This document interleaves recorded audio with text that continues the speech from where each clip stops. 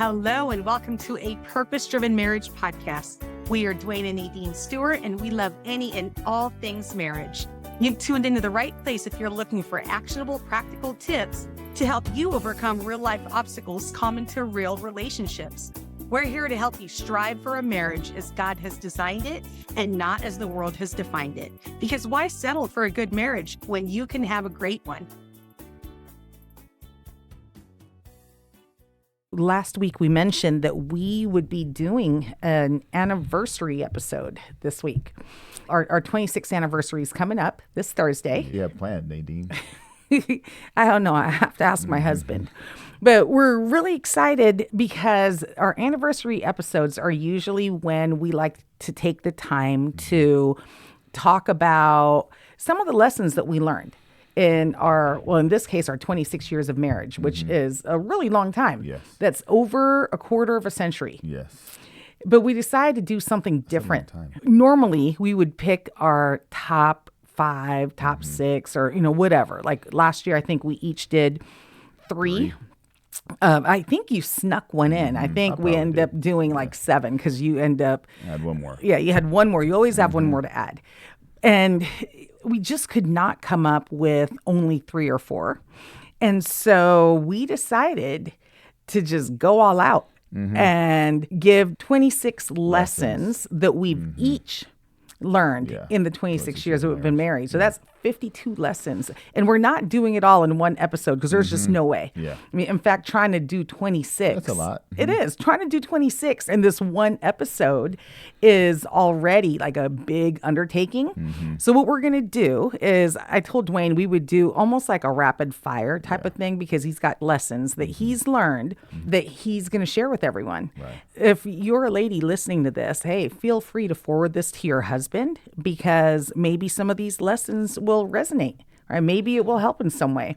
Yeah. Yeah. And you know what's interesting is that I'm thinking about times where I may be at work or just out and about doing stuff, and I might meet a younger person because, that happens. And they are either getting married, thinking about marriage, whatever, and they want to do it right. The conversation will come up and be like, okay, what do you do? Oh, my wife and I, we have a marriage ministry and we do a podcast and all these things. And then the inevitable question comes up and it's like, okay, so what's your advice? I'm like, well, how much time do you have? I'm going to need 30 minutes of your time. Yeah. So it's hard to pick one. You know what I mean? It's really hard. So in this instance, we're going to pick 26. 26. And just go for it. Yes. You know what I mean? And so as I think about this is not going to be in order, from the most important to the least important. Yeah. Because they're all important. They're just thoughts the thoughts that you had. Came to my mind, at the moment. So I think the first one, I think the one that came to me was about leadership as a husband. And no matter what anybody says, like the world, the society, all those different things, your wife wants someone that will lead her home. And that's what's really important. As a husband, I know you want to be cared for and you want to feel secure. You want a vision for our family. You want to have a plan and know exactly where we're going with that. And as a husband, it's our job to kind of lay out that plan. So what that does is it kind of frees you up to do what you do. You know what I mean? Be freed up to be creative, to create the environment in the home that you need to create, because that's what a wife and a mother should be able to do. And it's my job to create that environment and give you the flexibility to be able to do that. That's number one. Okay, so to lead? To lead. Yep. Okay. Yeah. Love it. And then I said number 2 was leave the ego aside and don't be afraid to say sorry. Amen. You're never too manly to say sorry. And I think that's an important piece. I remember way back in the day when TV shows had masculine men in it. The men always had a hard time saying sorry. Do you remember that? Yes. They're like, I'm... And I'm like, okay, just say it. And this is when I was younger. And now I'm like, oh, I get it now. Because I still have that issue. I still have challenges with that. But if you mess up, take responsibility for it and say sorry. It goes a long way for you specifically, knowing that I'm taking responsibility for whatever Mm-hmm. happened. Well, That's and just as long as you know that saying I'm sorry doesn't mean you're admitting to being a failure. Mm-hmm. And I think that's what a lot of men Yeah. correlate saying sorry That's right. with, is they're basically saying, okay, so I'm accepting that I'm a failure. No, that's not what saying sorry You might have is. failed in that moment, and you might have made a mistake in that moment, but a failure is actually not saying sorry. Yeah, exactly. You know what I mean? Exactly. And not taking responsibility, because now you're like, okay, it's another issue. I would say, so number 3 is continuing to date your wife. That is one of the most important lessons that we learned early on in our marriage. At the beginning, when we first had 1 kid, and now after 6 kids, that's a priority for us. And I would also say it's extremely important. We have a great time together. We get to have good conversations and things like that. But if you don't do it, then you'll feel it. You know what I mean? Yeah. When you do it, then you're like, okay, that's great. We got we're our just doing refresher. We did it, right? But when you don't do it, then all of a sudden you start to feel a little bit of a drift. And having those date nights are extremely important. I think for me, it might be helpful to start, initiating that once in a while. So that's number 3. Number 4, I've learned that you're still complicated. I am? For all the husbands out there, if you feel like your wife is just a mix of a whole lot of puzzle pieces, like A switchboard with a bunch of buttons? yeah, something like that, you know what I mean? That's just super, super confusing. And then you feel like maybe I figured it out. Then one day after that, then you realize, man, you know what? Maybe I will never know. Maybe I won't ever understand. Hey, it keeps things exciting. It does keep it exciting.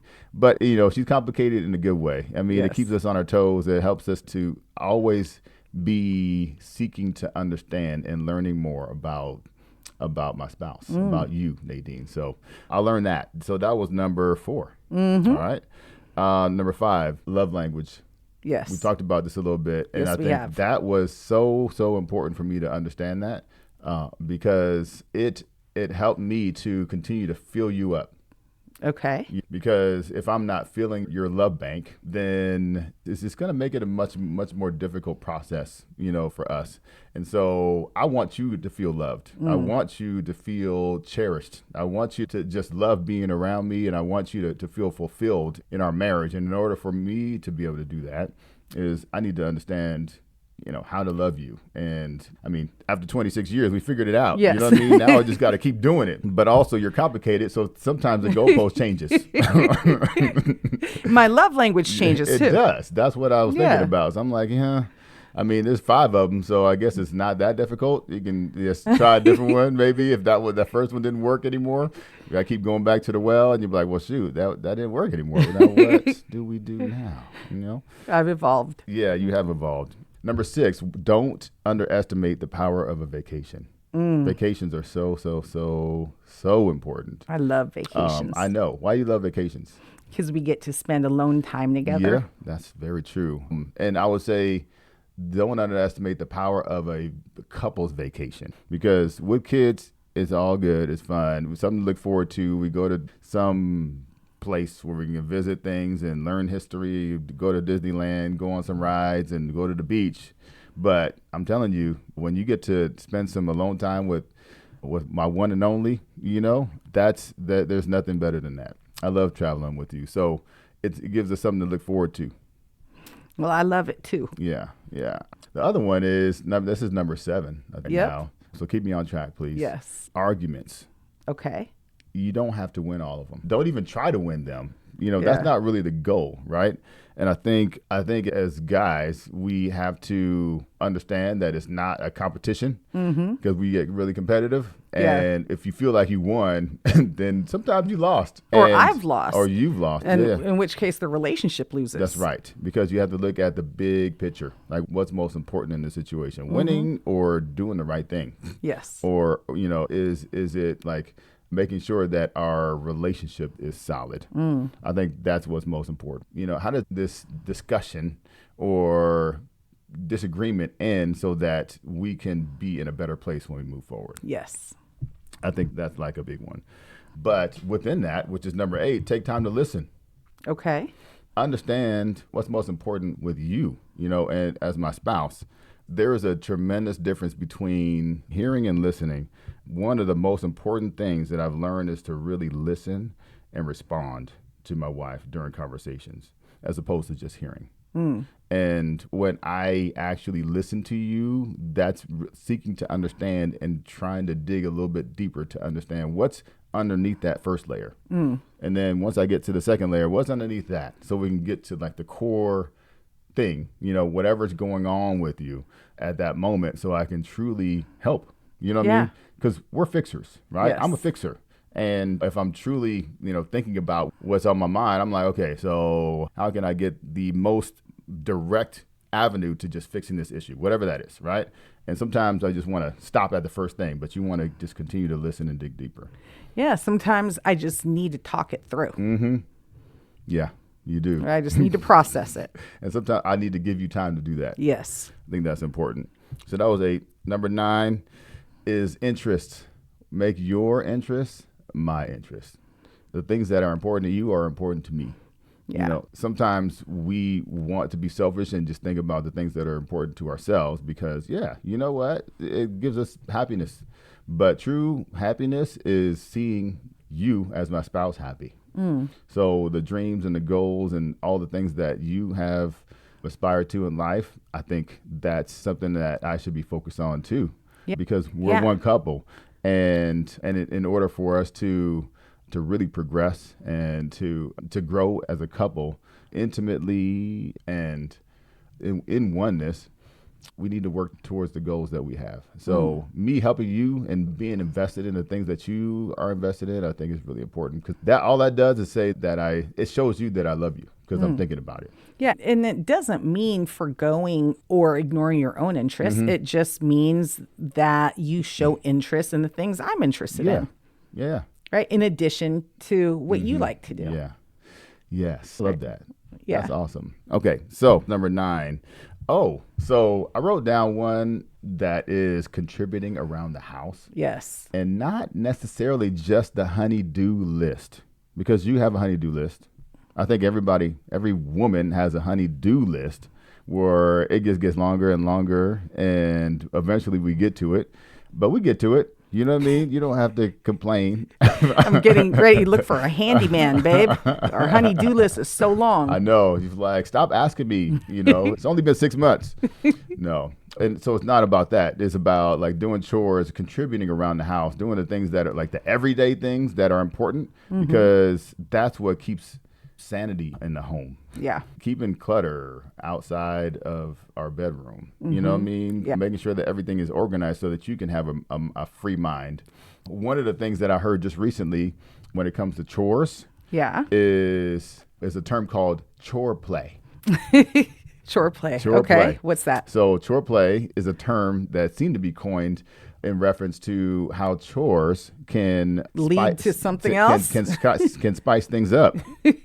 You know what I mean? And it could lead into other things because, my wife, I know she gets excited when I do chores around the house. So that can become an intro, or, some might call it an aspect of foreplay, but it definitely is an incentive to, other things to come. But I thought you should want to do it just because you want to do it. Of course. I mean, I'm going to do it because I want to do it, but one thing can have two purposes. Okay. To clean the house and, to get you excited. Okay. In more ways than one. About me and what I'm doing in life. You know what I mean? So that's a good thing. So then in 11, I guess it is in the same category, is like complimenting you. Because I said that, you want to look good, you look in the mirror, you take care of yourself, you do all these things. It's my job to compliment you. You know what I mean? Make sure. And you know what's funny about that is I think about it all the time. Like, oh, you look nice today. Like, oh, you look good in that dress. Like, so is this in your head? Yeah. There's these really simple outfits that my wife wears. And she's like, what? You like this? I'm like, yeah. My sweatpants. Yeah, I like it. And I'll say it. But sometimes I won't say it. Yeah. But I have it in my mind. And I'm like, oh, I need to make sure and compliment her. Yeah. Make sure that that I know you look good, or that that I noticed you. You know, You want to give me notice because it makes you feel sexy. It does. There's times where you're like, oh, I feel ugly. No, you do. Well, why? Why do you even feel that way, man? I mean, shoot. Because sometimes we have our off days. Yeah, you feel like you have off days, but it's never an off day for us, right? Yeah. I guess not. Yeah. So this is number 12. Yes. Trust my wife's intuition. Okay. I've always done that because I think early on I was like, you know what? I don't think so. I'm going to do it this way. You know what I mean? And then sure enough, your thoughts and your initial perspective on things were exactly right. What I've learned, especially when dealing with people, I always ask you, like, what are your thoughts? There's many, many times, like for work situations where I'm like, okay, here's the situation. You know, blah, blah, blah happened. This is what's going on. I'm thinking this. What do you think? And then you tell me what you think. And I'm like, yeah, you're right. I like that. Now, why do you think you do that? Why do you think you trust my intuition? I trust your intuition because you just have an innate understanding of human personality. And you understand what people are thinking. You have a way of putting yourself in other people's situation. Yeah. And trying to understand where their mind is and where they're coming from. And then you respond from that perspective. Does that make sense? Mm-hmm. And so I have a harder time doing that. But which is why I come to you. I mean, your intuition, your understanding of that is so, so important. So I trust it. But you name that as one of the lessons. So Yes. are you suggesting that husbands should do that Yes. with their wives because wives have the ability to see Yes. things that maybe husbands don't? Thank you for clarifying that. But yes, I totally believe that. Guys, I mean, we have some strengths. We have a lot of strengths. You know what I Yes. mean? And, I think we should definitely embrace those things. But our wives just have the ability to see and hear things and sense things that we just cannot. I think they call that women's intuition. That's right. Yeah. Yeah. So women's intuition is a real thing. And we need to make sure that we don't ignore it. You know what I mean? Yeah. Don't bypass the power of your wife's intuition.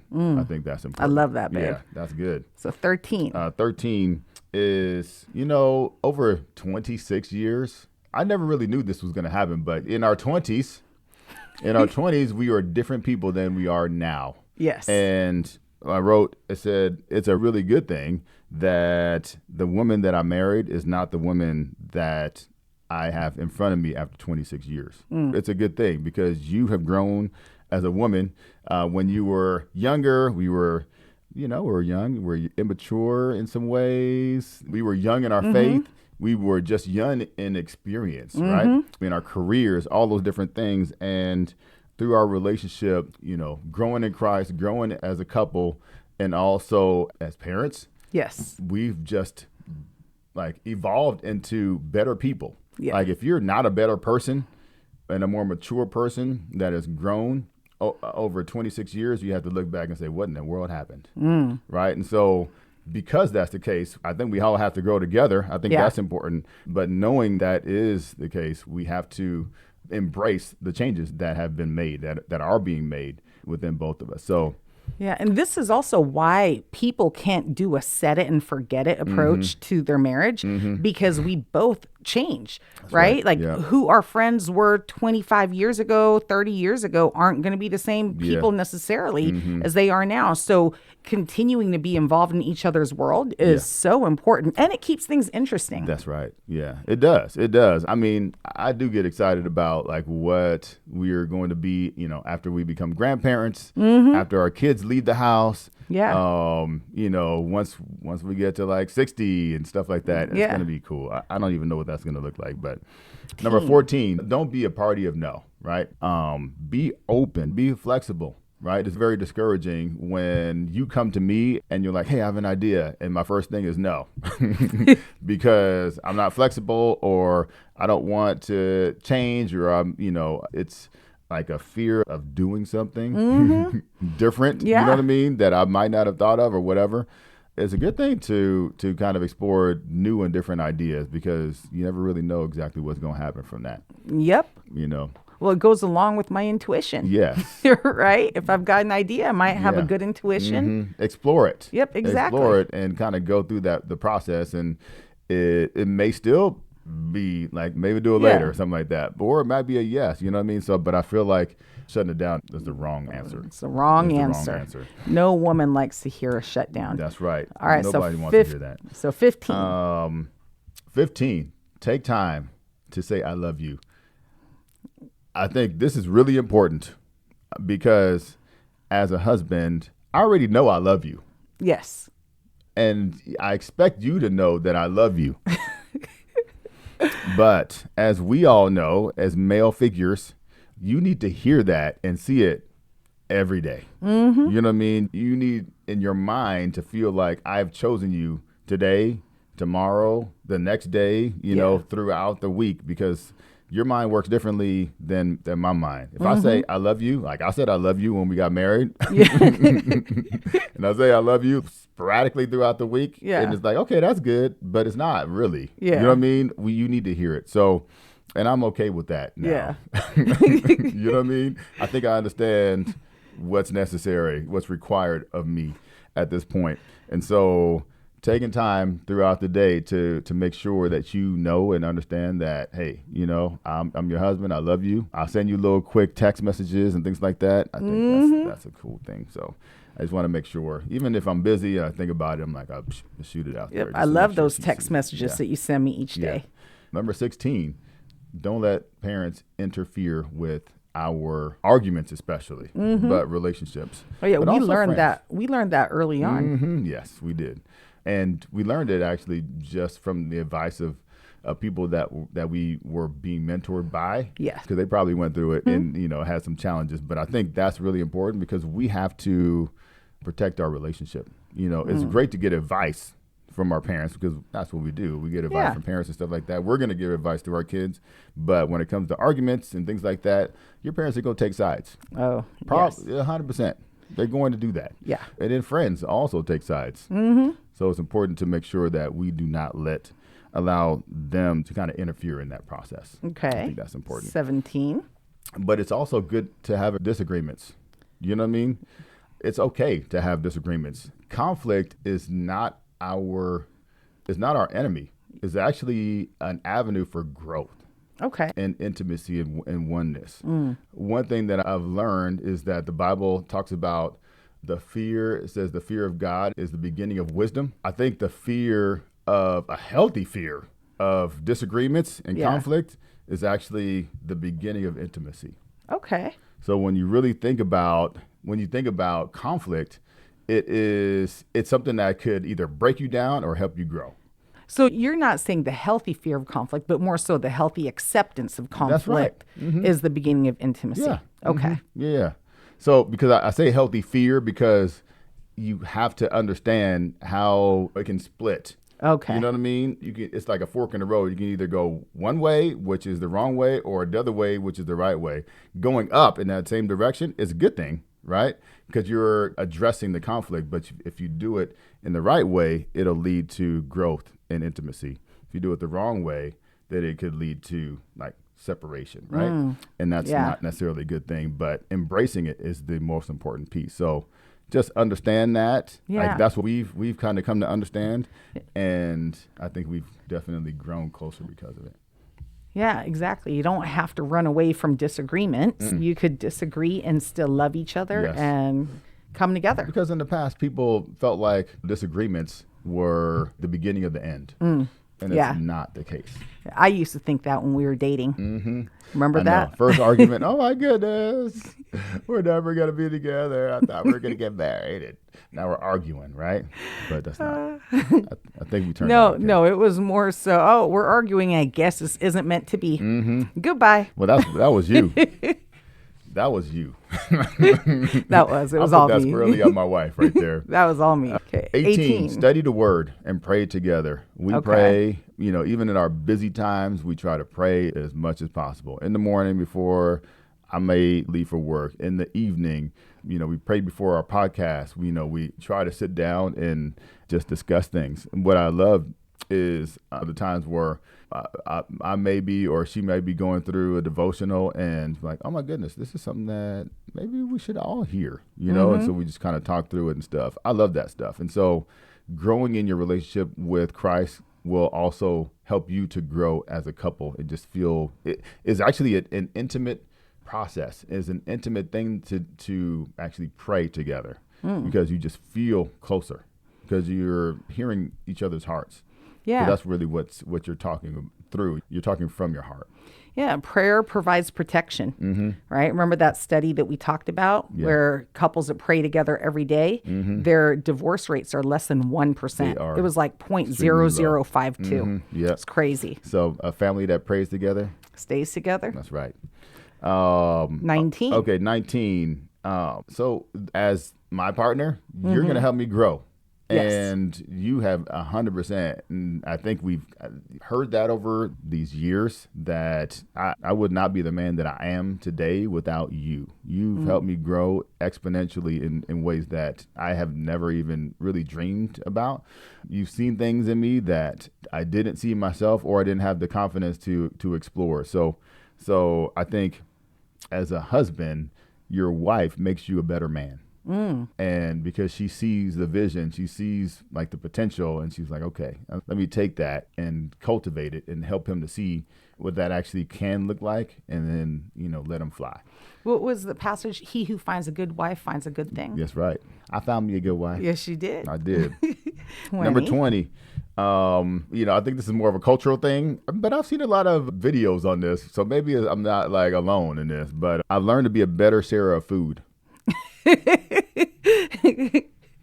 Because what I've learned is that my wife, the way she shares is she'll get something and I'll get something, and then I don't actually take it off of my plate to give it to her. She takes her fork and then inserts it onto my food and then eats it. Well, it's family style. That is your version of sharing.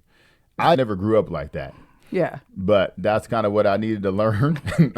I guess this is sharing because what I got, she wants. And so she just takes it. Okay. I guess that's fine.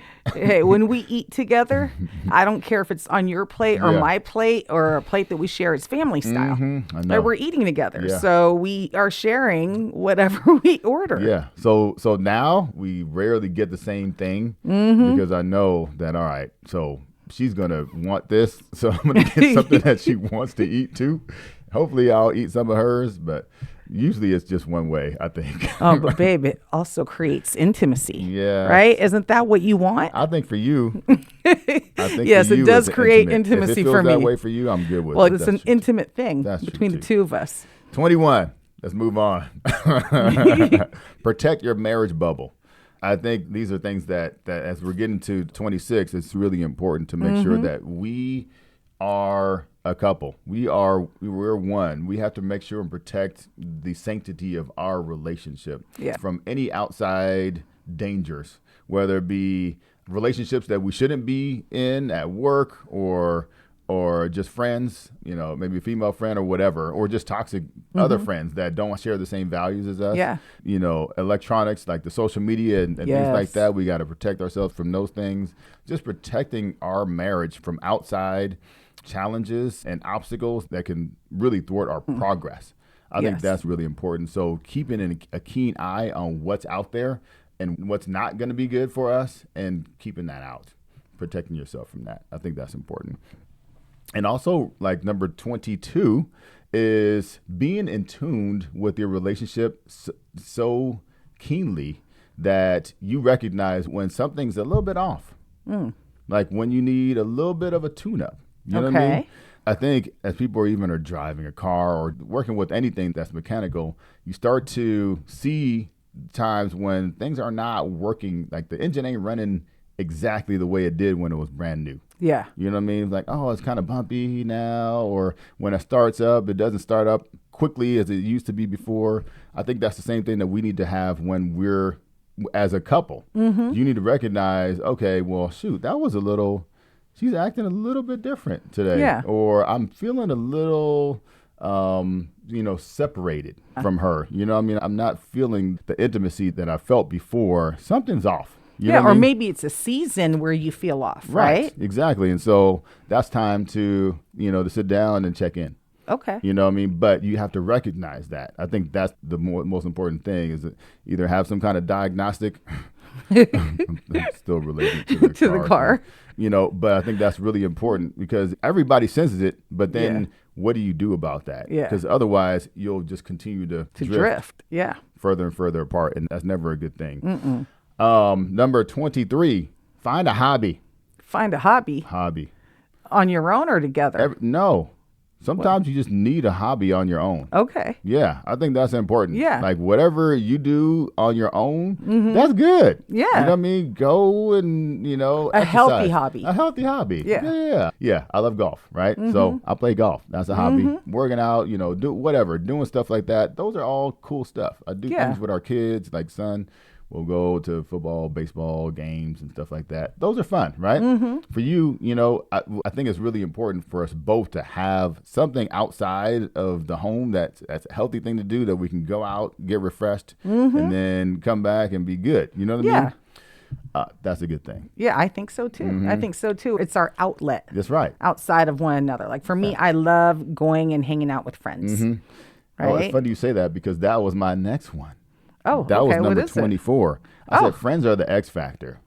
Okay, what does that mean? X factor means that it's the thing that's outside of your relationship that's necessary. Okay. And it can be sometimes undervalued. Okay. I believe. And so now define it though, because all friends or what do you mean? Good friends that you really enjoy hanging with that like recharge you and refresh you and lift your spirit. Okay. Of the same gender. I'm thinking about same gender. So like when you tell me, oh, I'm gonna go for a walk with so and so, or I'm meeting my friend here for lunch, I'm like, go. Yeah. Do that because when you come back, you're like, oh, we had such a great conversation, and I know they talk way more than me.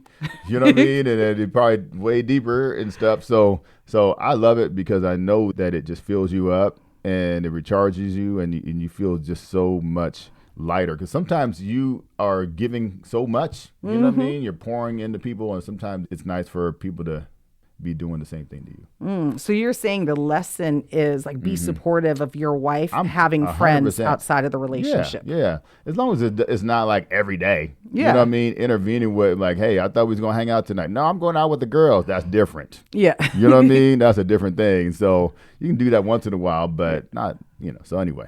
I think people understand what I'm saying. Yes. Okay.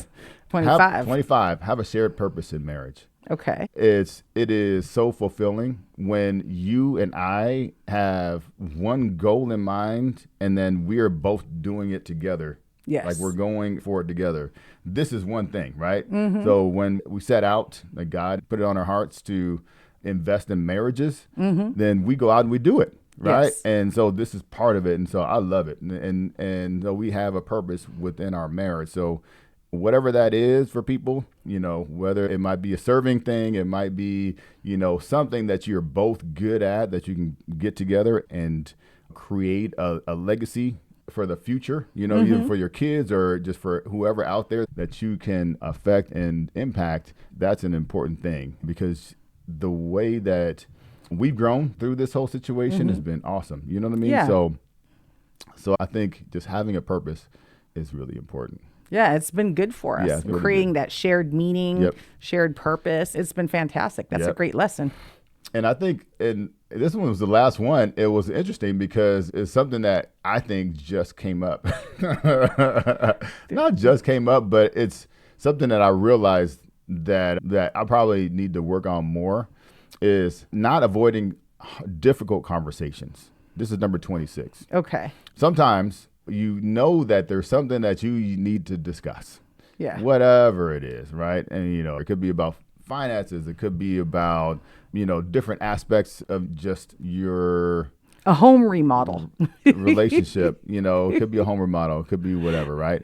But those conversations are difficult to start. It could be about sex. It could be about anything, right? I'm like, oh, I don't like this or, whatever it is.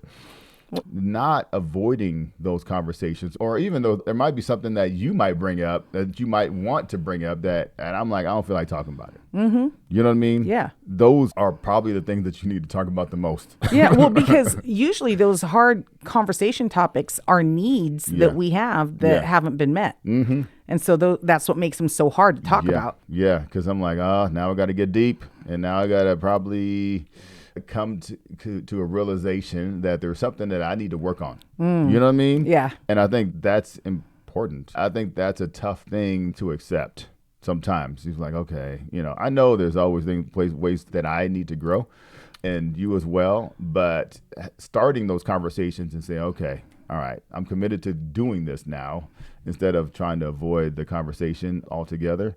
I think, it goes a long way with my own growth, if that's the case, and also helping you to understand that, hey, you know what, I'm committed to doing this. You know what I mean? I know that there's certain things that might, feel like it is an obstacle, is hindering the happiness that we could have and fulfillment that we could have in our marriage. And if this is one thing that's messing it up, let's try to fix it. So if you had to sum that up, why is it a lesson to not avoid hard conversations? Why was that a lesson for you? The lesson is to not avoid hard conversations, because when you avoid conversations that are necessary, it's hindering your growth as a couple. Okay. Number one, you are avoiding it because you're unwilling to address things and make changes, right? And then number two, you're also hindering the satisfaction that your spouse can have within that, because that was something that might be something that they're having challenges with, right? Yeah. So in my mind, once you do that, it frees you up to grow, and it also frees her up to not have any roadblocks or hindrances. This sounds almost like one of the other lessons that you learned about not avoiding disagreements, right? Because not avoiding hard conversations can also result in greater connection and a move towards oneness with one another. Because if you can uncover what makes that conversation hard, you can grow together. Yes. Right? Well, babe, I love your list. Yeah. It's a long list, but it's also 26 years. It's 26 years. At some point, we won't be able to do 26 we're not or do like 30. 30. Yeah. That's going to be too much. We're going to probably pare that down.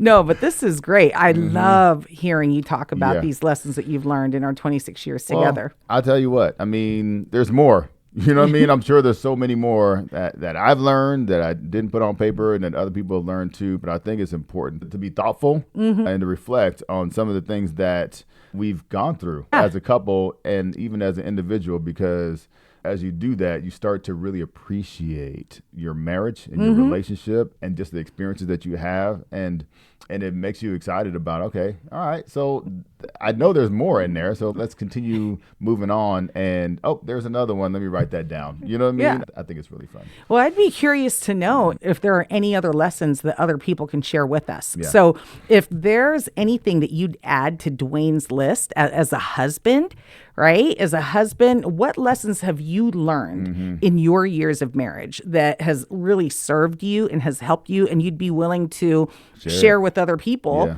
because it might help them? Yeah. And stay tuned for next week's episode, because I will be sharing my 26 lessons in the 26 years that we've been married. So thank you so much for listening in, and we'll see you back here next week. All right.